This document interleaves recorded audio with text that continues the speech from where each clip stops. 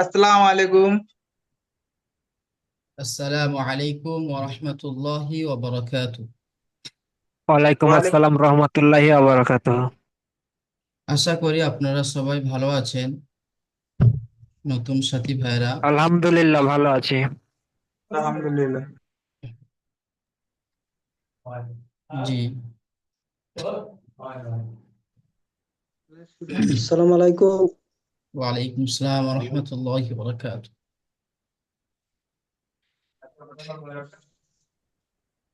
আলহামদুলিল্লাহ, আলহামদুলিল্লাহ। আলহামদুলিল্লাহ ওয়া কাফা ওয়া সালামুন আলা ইবাদিহিল্লাযীনা ইসতাফা, আম্মা বাদ। আউযু বিল্লাহি মিনাশ শাইতানির রাজীম। বিসমিল্লাহির রাহমানির রহিম। লাউ আনজালনা হাযাল কুরআনা আলা যাবালিন লারাআইতাহু খাশিয়াম মুতাসাদ্দিআন মিন খাশিয়াতিল্লাহ। সাদাকাল্লাহুল আযীম। সুপ্রারম্ভে আল্লাহ তাআলার প্রশংসা জানাই, যিনি আমাদেরকে তানার কালামুল্লাহ শরীফ শেখার জন্য, পড়ার জন্য আমাদেরকে অনলাইন প্ল্যাটফর্মের মাধ্যমে একত্রিত করেছেন। তাই সবাই তানার শানে শুকরিয়া জ্ঞাপন করি, বলি আলহামদুলিল্লাহ। আলহামদুলিল্লাহ। আলহামদুলিল্লাহ। তারপরে জানাই সেই প্রিয়নবী সাল্লাল্লাহু আলাইহি ওয়াসাল্লামের প্রতি দরুদ ও সালামের নজরানা, যিনি অত্যন্ত পরিশ্রমের ফলে আজ এতদূর পর্যন্ত আমাদের কাছে আল্লাহ তাআলার বাণী তথা কোরআন মাজিদ কালামুল্লাহ শরীফ আমরা পেয়েছি। যে কালামুল্লাহ শরীফটি আলহামদুলিল্লাহ। হলো নবী সাল্লাল্লাহু আলাইহি ওয়াসাল্লামের জ্বলন্ত জীবন্ত মুজিজা। তো সেই কালামুল্লাহ শরীফ আমরা পড়ব। তো কালামুল্লাহ শরীফ পড়ার শুরুতে আমাদেরকে কিছু পথ অবলম্বন করতে হবে। কিছু পথ অবলম্বন করলে আমরা সেই কালামুল্লাহ শরীফ আমরা পড়তে পারবো। তো তাই সেই নবীর শানে আমরা সবাই দুরুদের নজরানা বর্ষিত করি, বলি সাল্লাল্লাহু আলাইহি ওয়াসাল্লাম।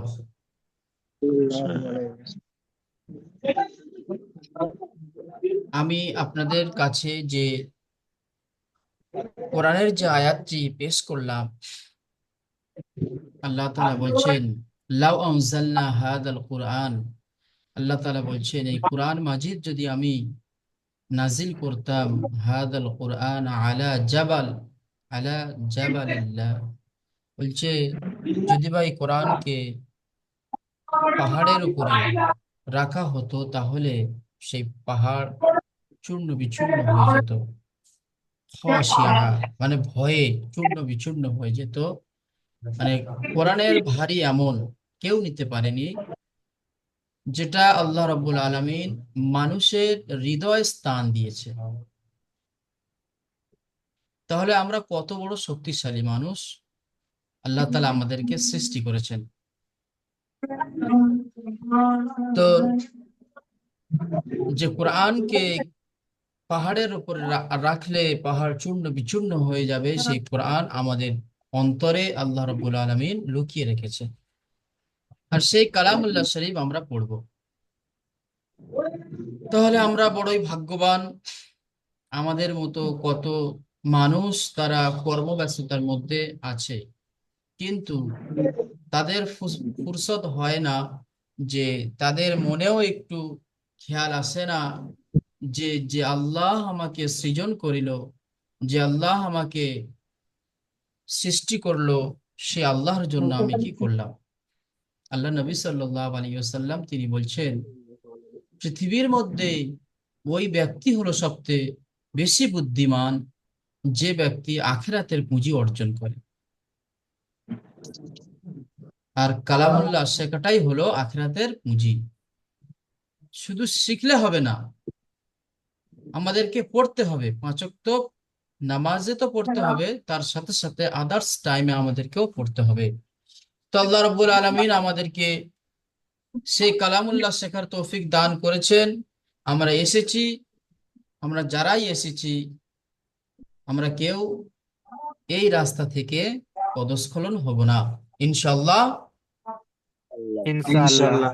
জি, আল্লাহ তাআলার কাছে এটাই আমরা চাইবো যে রব্বুল আলামিন আপনার কালামুল্লাহ শেখার জন্য এই যে পথ অবলম্বন করেছি, এই পথকে আপনি আসান করে দেন, এই পথকে আপনি সরল ইনশাল্লাহ। করে দেন, আমার মাথার ব্রেনকে আপনি খুলে দেন, আমার হৃদয়কে আপনার প্রতি মোতাহাজ্জা করে দেন। এটাই পাঁচ ওয়াক্ত নামাজে পার্টিতে বসে এটাই আমাদের চাইতে হবে। কারণ আল্লাহ তাআলা মানুষের চাওয়াকে বেশি পছন্দ করেন। আল্লাহ তাআলা ওখানেই রাগান্বিত হয়ে যায় যখন আল্লাহ তাআলার কাছে কোনো বান্দা চায় না। আমরা দুনিয়ার মানুষ কি করি? মানুষ মানুষের কাছে চাইলে, যে মানুষ একজন মানুষের কাছে চায় সেই মানুষটি রাগান্বিত হয়ে যায়, হ্যাঁ আমার কাছে এটা চাইছে, আমার কাছে ওটা চাইছে। কিন্তু আল্লাহ রাব্বুল আলামিন এমনই এক জাত, যার কাছে চাইলে তিনি খুশি হন, তিনি দেওয়ার জন্য প্রস্তুত হয়ে আছেন, আর না চাইলে তিনি রাগান্বিত হয়ে যায়। আল্লাহ রাব্বুল আলামিনের কাছে সব সময়ের জন্য কিয়ামত পর্যন্ত দরওয়াজা খোলা আছে, চাওয়ার দরওয়াজা খোলা আছে। তো আল্লাহ রাব্বুল আলামিন আমাদের সবাইকে এই কোরআন শেখার তৌফিক দান করুন। চলেন আজকের আমরা আমিন। কিতাব শুরু করি। আজকের বুধবার, বরকতময় দিন। এই বরকতময় দিনে আমাদের ক্লাস, আমাদের সবক, আমাদের কিতাবকে আমরা শুরু করি। ইনশাআল্লাহ। জি, ইনশাল্লাহ। চলেন। বিসমিল্লাহির রহমানির রহিম। বিসমিল্লাহির রহমানির রহিম। রব্বি ইয়াসসির রব্বি ইয়াসসির ওয়ালা তুআসসির ওয়ালা ওয়ালা তুআসসির ওয়াতাম্মিম বিল খায়র ওয়াতাম্মিন বিল খায়র ওয়াবিকা নাস্তাঈন ওয়াবিকা নাস্তাঈন ইয়া ফাত্তাহ ইয়া ফাত্তাহ রব্বি জিদনি ইলমা ربي زدني علما রব্বি জিদনি ইলমা ربي ইলমা রব্বি জিদনি ইলমা। ربي زدني ইলমা। দেখেন একটা বিষয়, আমরা এখানে এই যে 11 নম্বর গ্রুপে আমরা অ্যাটেন্ড হয়েছি, যারা আমরা অ্যাটেন্ড হয়েছি, হয়তো এনাদের মধ্যে হয়তো অনেকেই হয়তো কিছু হয়তো জানে, বাল্যকালে হয়তো শিখেছিল, কিন্তু কিছু কমি থাকার কারণে সেটা ভুলে গিয়েছে, কিন্তু অনেকেরই জানা আছে। তো সেজন্য করে আমরা বিরক্ত বোধ হব না। অনেক ভাই হয়তো তারা পুরো একদম নতুন, অনেক ভাই পুরাতন আছেন। তো নতুন ভাইদের দিকে লক্ষ্য করে যারা আমরা কিছু জানি, মানে কোরআন, মানে নুরানি কায়দার বিষয়ে, তো আমরা একটু ধৈর্য ধরবো, তাদের জন্য আমরা একটু ধৈর্য ধরবো ইনশাআল্লাহ। ইনশাআল্লাহ। জি, দেখেন এই যে দোয়াটি পড়লাম, এই দোয়াটি হলো চাওয়ার দোয়া। কি? রব্বি ইয়াসসির, হে আল্লাহ, রব্বি ইয়াসসির। হে আল্লাহ আসান করে দেন, আমার এই পথকে আপনি আসান করে দেন। ওয়ালা তুআসসির, আপনি আমার জন্য কি, আপনি আমার জন্য শক্ত করবেন না, কঠিন করবেন না।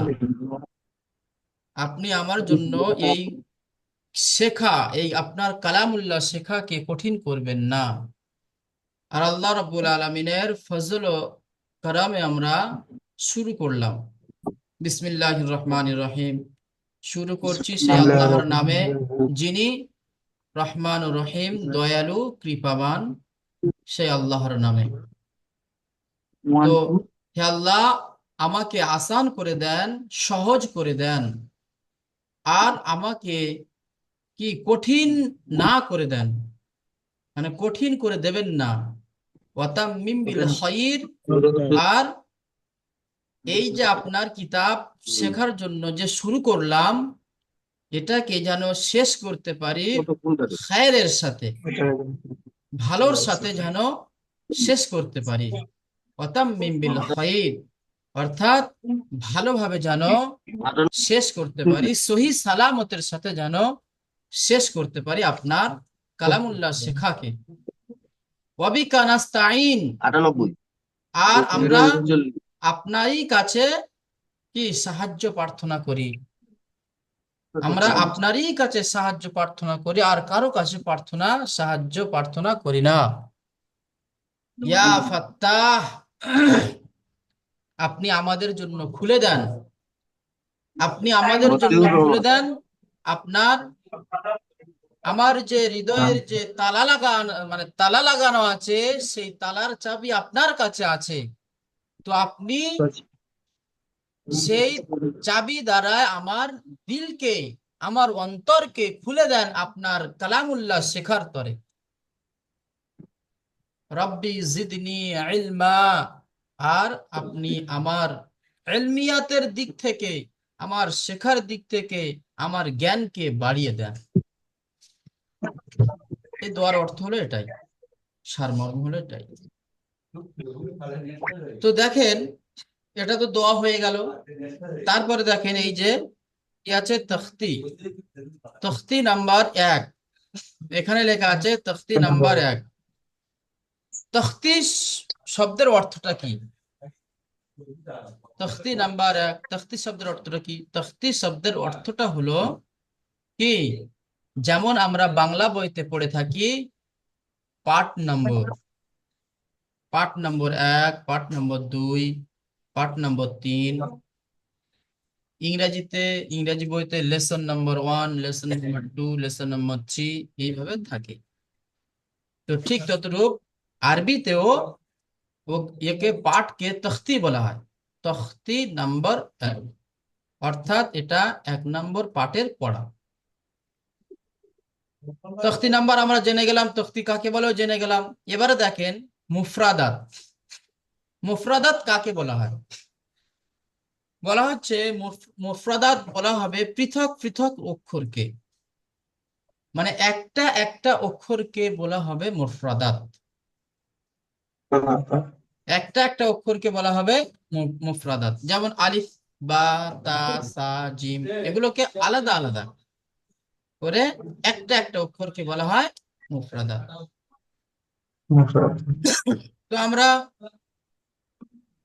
তখতি নাম্বারও জেনে গেলাম, মুফরাদাত কাকে বলে জেনে গেলাম। এবারে আমরা আমাদের পড়ার মধ্যে আমরা চলে আসবো, আমাদের পড়ার মধ্যে আমরা চলে আসবো। দেখেন, প্রথমে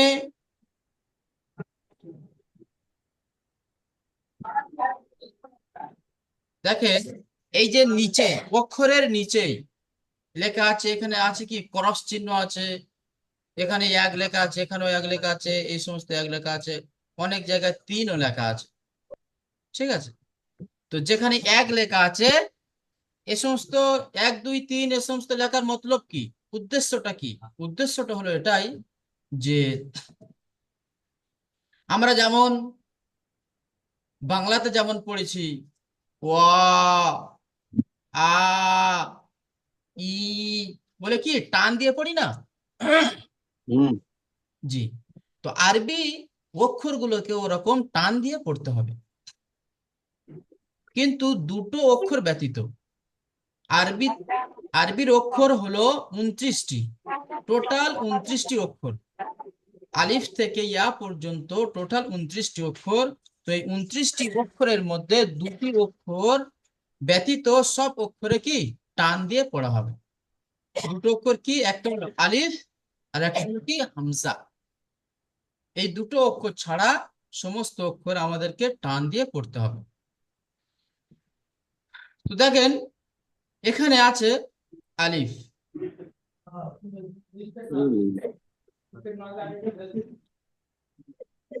চলেন আমার সাথে সবাই পড়েন। আলিফ, আলিফ, আলিফ, আলিফ,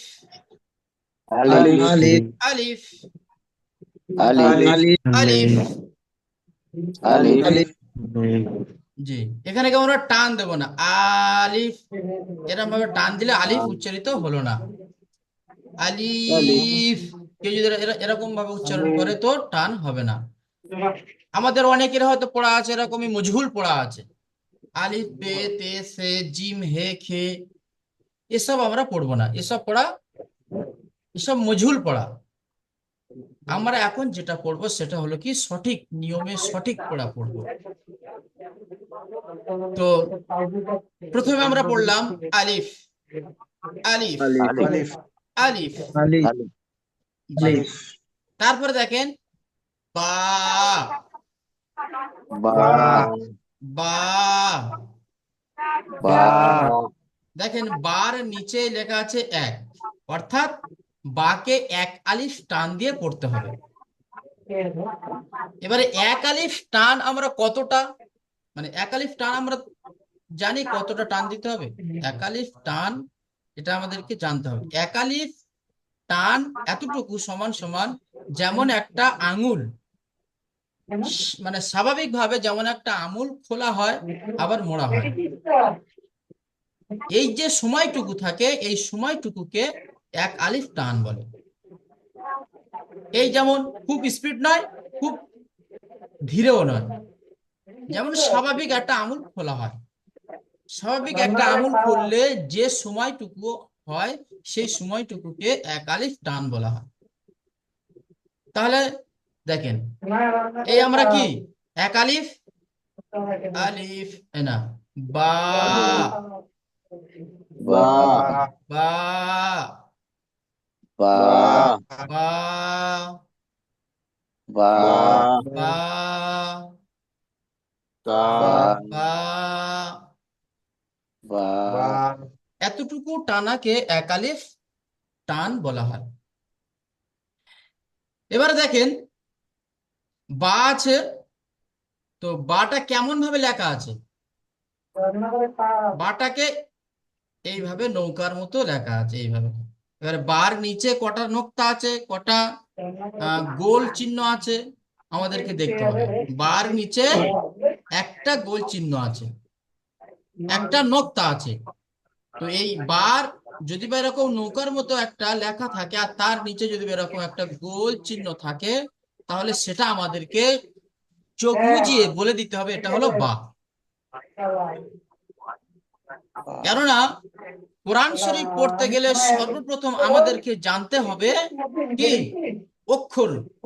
অক্ষরগুলো যদি আমরা চিনতে পেরেছি তাহলে আমাদের জন্য কোরআন মাজিদ পড়া সহজ হয়ে যাবে।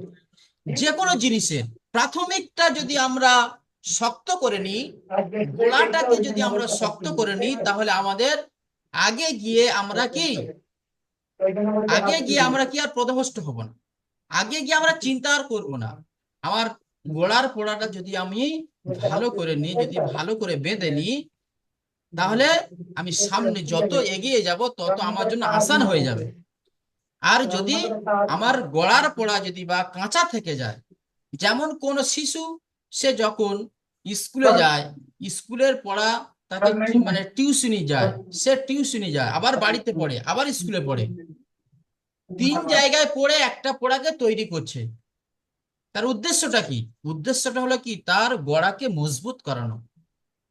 তার গড়া মজবুত হয়ে গেলে তার উপরে যতটা তুমি ভারিত্ব দেবে, যতটা তুমি চাপাও না কেন, সে ঠিক তুলে নেবে। তো সেজন্য করে আমাদেরকে গড়াকে শক্ত করতে হবে। গড়া যদি আমরা না শক্ত করি তাহলে আমাদের দ্বারায় আর ভারী মাল তোলা সম্ভব নয়। সেজন্য করে আমাদেরকে এই অক্ষরগুলো চিনতে হবে, ভালোভাবে চিনতে হবে। তো বা, বা এর নিচে আছে একটা নক্তা, ঠিক তারপরে দেখেন তা, তা আমার সাথে পড়েন তা, তা তা, তা থা, তা তা থা, তা তা থা। তা তা তাহলে দেখেন এই যে আলিফ, এই আলিফ এই এই যে বা, তা, সা, এর কিন্তু লেখা আন্দাজ কিন্তু সব একই, সব কিন্তু এরকমই, কিন্তু এর মধ্যে যে নক্তাগুলো আছে এই নক্তার হলো পার্থক্য। দেখেন যে আলিফের নিচে আছে এক নক্তা, এই বার নিচে আছে কি এক নক্তা, তার উপরে আছে দু নক্তা, সার উপরে আছে তিন নক্তা। এই নক্তাগুলো আমাদেরকে চিনতে হবে। এবারে যদি বা বার নিচে এক নক্তা, বার এই নক্তাটাকে যদি কেটে যদি উপরে দেওয়া হয় আর তার পাশে যদি আরেকটা নক্তা দেওয়া হয় তাহলে হয়ে যাবে কি তা, তা। তা হয়ে যাবে। ঠিক ততরূপ এই দুটো নক্তাকে কেটে দিয়ে নিচে একটা নক্তা দিয়ে দিলাম, হয়ে গেল বা। বা বাহ। জি, তো এইভাবে আমাদেরকে প্রথমে আমাদের অক্ষরগুলো চিনতে হবে। আমরা যে সমস্ত সাথী ভাইরা আমরা পুরো একদম নতুন আছি তাদের জন্য বলছি যে আমাদেরকে একেবারে প্রাথমিক থেকে আমাদেরকে মজবুত করতে হবে। তো তাহলে ইনশাআল্লাহ। বা, বা, বা। আহ তা, তা তা। থা, তা আলিফ, আহ, আলিফ আলিফ। আলিফ, আলিফ, আলিফ আলিফ। আলিফ। আলিফ, বা, বা, বা তা, তা। তা সা। সা। সা, জি, তাহলে আমরা চারটে অক্ষর পড়লাম, তার মধ্যে বা, তা, সা এই তিনটে অক্ষর কিন্তু লেখা একই রকম, এর কেবলমাত্র শুধু নকথার নকশা। ডিফারেন্স। মানে যদি বা নিচে এক নক্তা থাকে তাহলে সেটা হবে বা, যদি ওপরে দু নক্তা থাকে সেটা হবে তা, যদি ওপরে তিন নক্তা থাকে তাহলে সেটা হবে সা। তা। জি, এটাই হলো এর ডিফারেন্স। তাহলে আমরা চারটে পড়ে নিলাম। এবারে দেখেন, তারপরে দেখেন জিম। জিম। জিম কেমন মিউট হয়? করো না, মিউট করো। বাইরে কথা বলছো তো মিউট করো। জানি না এখন, এখন জানি না। कैसे দেখেন জিম, জিমের নিচে কিন্তু তিন লেখা আছে, তাহলে জিমটাকে আমরা তিন আলিফ পরিমাণ টান দেব। কেমন? জিম,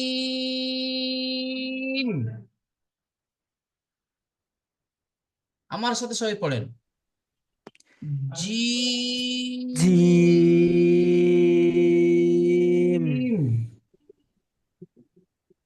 জিম, জিম জিম।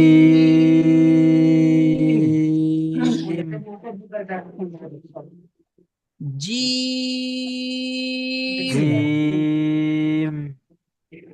জি, দেখেন জিমটা কেমন লেখা আছে। জিমটা লেখা আছে ডিমের আকৃতিতে, এই রকমই লেখা আছে, এই এই এই হলো জিম।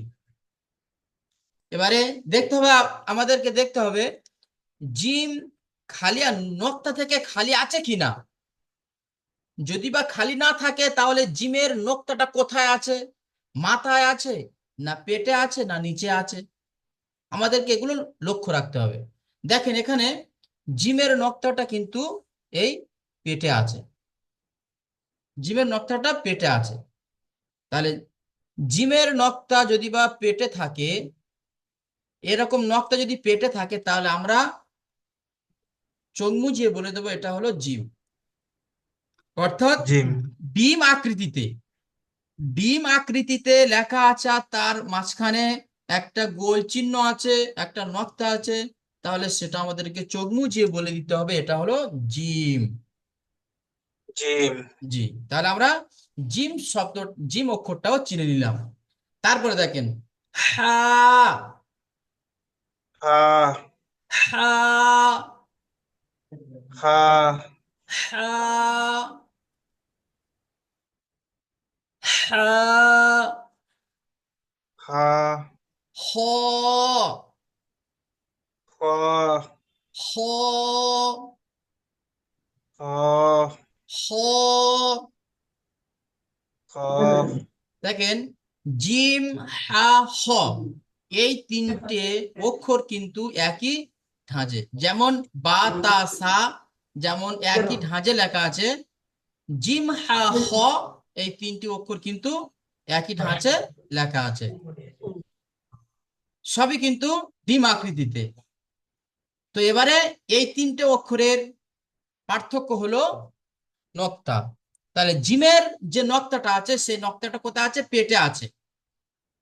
হার কিন্তু কোনো নক্তা নেই, হার কোনো নক্তা নেই, হার না পেটে নক্তা আছে, না মাথায় নক্তা আছে, না নিচে নক্তা আছে, তাহলে হার কোনো নক্তা নেই।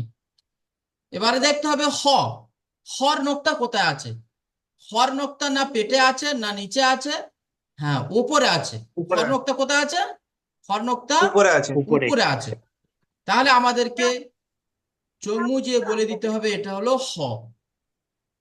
হ আর হা আর হ এই দুটি অক্ষরের টান হলো এক আলিফ করে।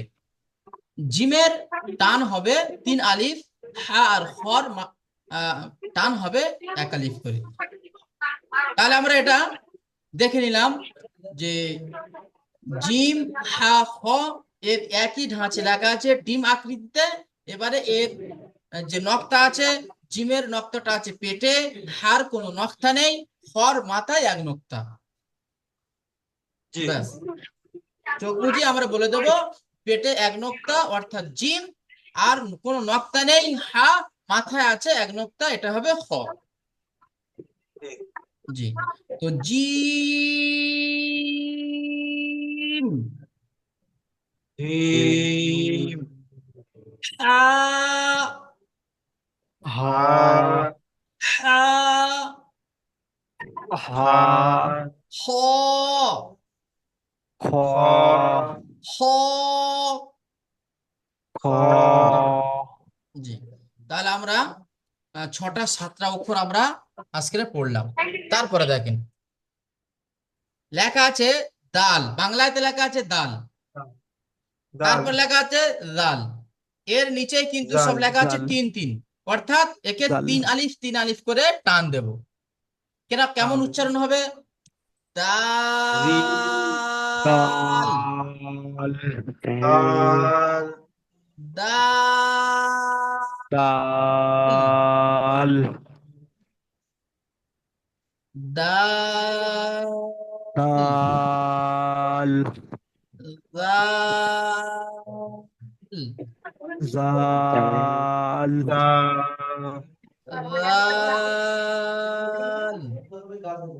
দাল দালের আওয়াজ আলাদা, দালের আওয়াজ আলাদা। দাল দাল দাল ডাল, যেমন বাংলা থেকে দাল ডাল, ডাল সেটা আমরা কি বলবো? ডাল। দাল জি, তো এ ডাল আছে কি ড দিয়ে, এখানে আছে দা মানে দ দিয়ে, ডাল। দাল এখানে আছে দাল তারপর আছে দেখেন রাল। জাল এবারে দেখেন দাল আর দালের লেখা কিন্তু একই। লেখা কেমন? লেখাটা হলো এরকম মাছের গালের এই মতো, একই লেখাটা হলো কি একই মাছের গালের মতো কিন্তু। দাল জাল লেখাটা হলো কি মাছের গালের মতো। এবারে এর যে পার্থক্যটা হলো কি, এর উপরে একটা নক্তা আছে, একটার উপরে নক্তা নেই। জি জি, তাহলে আমরা বুঝে গেলাম যার উপরে নক্তা নেই সেটা হলো দাল, যার উপরে নক্তা আছে সেটা হলো জাল। জি, দাল তারপরে দেখেন র,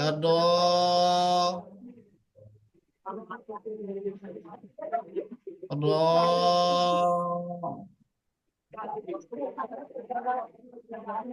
দেখেন র র, র জা, রা জা।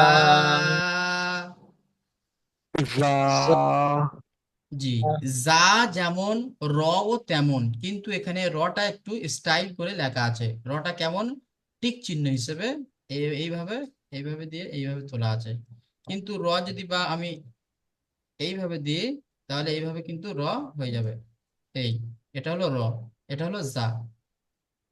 ঠিক আছে, তো রর উপরে নক্তা নেই, যার উপরে নক্তা আছে।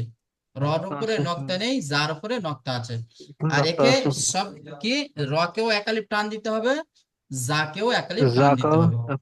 জি, র, রা যা, জা র, রা যা। জা জি, এবারে দেখেন সিন আর শিন। সিন আর সিন। জি, দেখেন শিন আর শিন। সিনের নিচে 3 লেখা আছে, শিনের সিন নিচেও 3 লেখা আছে। সিন সিন সিন সিন এবারে সিন এগুলোকে 3 আলিফ করে টান দিতে সিন হবে। দেখেন সিন, শিন। দেখেন সিনের আওয়াজের মধ্যে একটু কি সিটি, মানে সিটি, মানে যেমন প্রেসার কুকারে যখন হাওয়াটা যখন ওঠে, যখন যে সি করে যেমন একটা আওয়াজ বার হয়, সেই আওয়াজটা হলো কি সিনের আওয়াজ। ঠিক আছে, সিন,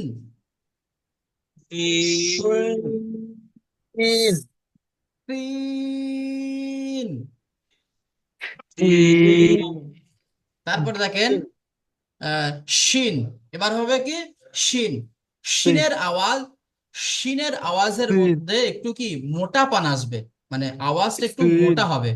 শিন, সিন শিন, সিন শিন, শিন। সিন, সিন শিন। সিন জি, দেখেন সিন আর শিনের মধ্যে পার্থক্য হলো সিনের উপরে কোনো নক্তা নেই, শিনের উপরে 3 নক্তা আছে। জি। জি, তো দেখেন আমরা উপরে পড়েছি থা, থার উপরে দেখেন 3 নক্তা আছে, এই থার উপরে 3 নক্তা আছে, আর সিনের উপরে 3 নক্তা আছে। তাহলে এর সাথে এর আমরা কি মানে অ্যাডজাস্ট করে দেব না, যে 3 নক্তা আছে বলে যে ওটা সিন হবে, 3 নক্তা এখানে আছে এটা থা হবে, ন, এটা আলাদা আলাদা। সার লেখাটি হবে কি নৌকার মতো, এবার নৌকার মতো। আর সিন লেখা হবে কেমন, দুটো এরকম শশা উঠবে, উঠে এই চলে আসবে, এইরকম এইরকম এইরকম 3টে এর মানে সিনটা লেখা হবে এইরকম, আর সা লেখা এইরকম। আমাদেরকে এগুলো মনের মধ্যে অঙ্কন করে নিতে হবে। মনের মধ্যে আমাদেরকে অঙ্কন করে নিতে হবে যে সা এমনই, শিন এমনই, যা এমনই, র এমনই, জিম এমনই, স এমনই। এইভাবে আমাদেরকে মনের মধ্যে অঙ্কন করে নিতে হবে। তারপরে দেখেন, তাহলে আমাদেরকে সিন শিন হলো। এবারে সদ, সাদ। সাদ দদ, দাদ সদ, দাদ দদ। দাদ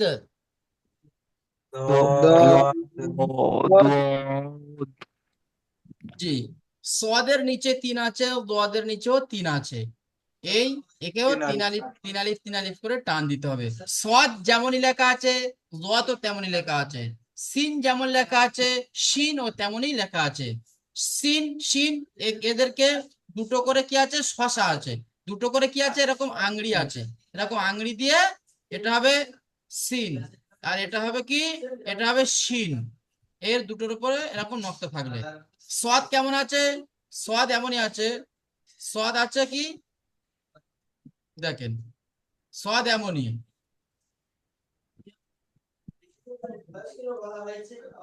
সোয়াদ কেমন, সোয়াদ এমনই, এইভাবে দিয়ে এইভাবে দিয়ে এই, এটাকে সোয়াদ বলা হবে। এর উপরে নক্তা দিলে দদ হয়ে যাবে।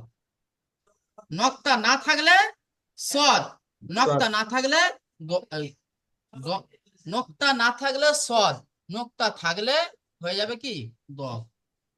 তো আমরা আজকের এই পর্যন্ত আমরা পড়লাম, ঠিক আছে? ইনশাল্লাহ আমরা যখন গ্রুপে যখন পড়া শোনাবো তখন আমরা এক শ্বাসে মানে একটা লাইন একটা ভয়েস করব, একটা লাইন একটা ভয়েস করবো। আমরা 3টে লাইন পড়লাম, 3টে ভয়েস করে শুনিয়ে দেবো।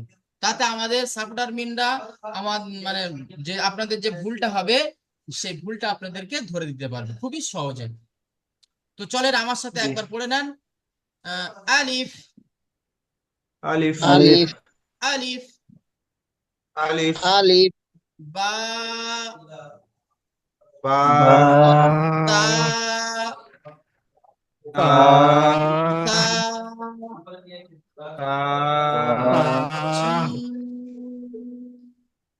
তা জিম, সা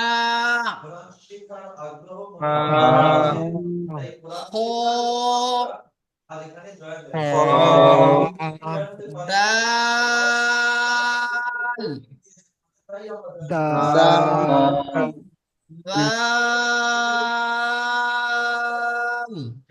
লাল ল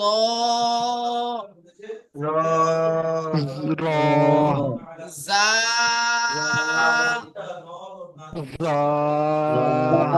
সিন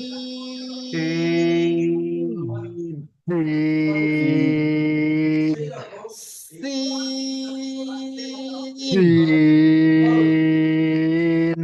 শিন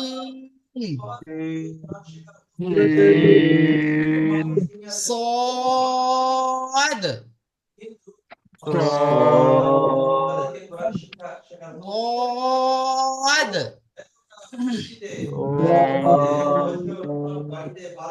জি, তাহলে আজকের আমাদের এই পর্যন্ত পড়া থাকলো। আমাদের কটা অক্ষর হলো? 2 4 5 3 5 15টা পড়া, মানে 15টা অক্ষর আজকে আমরা পড়লাম। আগামীতে আমরা আবার 14টা অক্ষর পড়বো। তো আমাদের এবারে যে ক্লাস হবে, আমাদের ক্লাস হলো শনি সোম বুধ। শনিবার হবে, সোমবার হবে, বুধবার হবে। জি, আর বৃহস্পতিবার শুক্রবার এ দুটো খালি যাবে। এ দুটো খালি খালি মানে এই নয় যে ছুটি। দেখুন, ছাত্রদের কোনোদিন ছুটি হয় না, ছাত্রদের কোনোদিন ছুটি হয় না। যে ছুটিটা থাকে সপ্তাহের একটা, যে ছুটি থাকে, সেই ছুটিটা হলো পিছনের পড়াকে তৈরি করা। সারা সপ্তাহ যেটা পড়লাম সেটাকে আমরা তৈরি করব সেই ছুটির দিনে। পিছনের পড়াটাকে তৈরি করার জন্য যে একটা দিন দেওয়া হয় সেই দিনটা হলো কি ছুটির দিন, কিন্তু সেটাকে আমরা ছুটির দিন মনে করব না, সেটা আমরা কে পড়বো। আর আমাদের দারুল আমাল একাডেমির যে পড়া শোনানোর যে নিয়ম আছে, সেই নিয়মটি হলো প্রথমে আমরা মস্ক করব, প্রথমে আমরা প্র্যাকটিস করব, প্রথমে আমরা পড়াটাকে তৈরি করব, তৈরি করে নিয়ে তারপরে আমরা গ্রুপে একটা লাইন একটা শ্বাসে একটা লাইন একটা ভয়েসে আমরা গ্রুপে পড়া শোনাবো। আশা করি ইনশাআল্লাহ আপনারা যখনই পড়া শোনাবেন তখনই আপনারা রিপ্লাই পেয়ে যাবেন, আপনাদের পড়ার রিপ্লাই আপনারা সঙ্গে সঙ্গে পেয়ে যাবেন। সেজন্য তার জন্য আমাদের সাপোর্টার মেনরা সবসময়ের জন্য আপনাদের মেহনতে, আপনাদের খেদমতের জন্য প্রস্তুত হয়ে আছে। তো আল্লাহ তাআলা আমাদের সবাইকে এই পড়া এবং পড়ানোকে আল্লাহ